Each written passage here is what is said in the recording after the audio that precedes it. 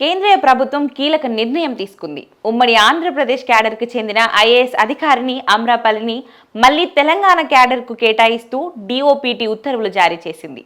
రాష్ట్ర విభజన తర్వాత ఆమెకు ఆంధ్రప్రదేశ్ క్యాడర్ కేటాయించబడిన అప్పటి నుంచి ఆమె తెలంగాణలోనే పనిచేస్తూ కీలక బాధ్యతలు నిర్వహించారు.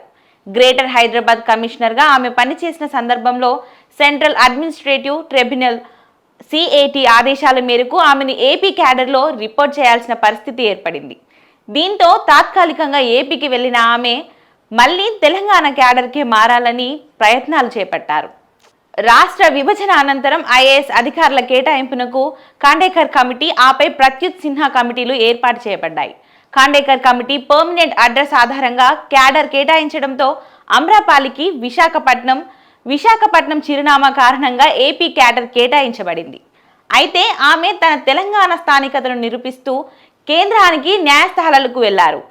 ప్రారంభంలో ఆమె విజ్ఞప్తి తిరస్కరించబడిన తర్వాత చేసిన ప్రయత్నాలు ఫలితాన్నిచ్చాయి. దీంతో ఇప్పుడు ఆమెకు మళ్లీ తెలంగాణ క్యాడర్లో చేరేందుకు అవకాశం లభించింది.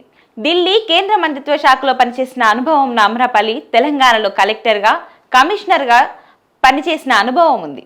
ప్రస్తుతం తెలంగాణ కాంగ్రెస్ ప్రభుత్వం ఏర్పాటైన తర్వాత ఆమెకు తిరిగి కీలక పదవులు వచ్చాయి.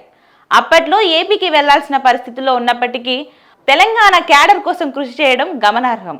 ఇప్పుడు మళ్లీ తెలంగాణ క్యాడర్లో చేరడంతో ఆమెకు ముఖ్యమైన పాలన పదవులు దక్కే అవకాశం మెరుగయ్యాయని ప్రభుత్వ వర్గాలు భావిస్తున్నాయి.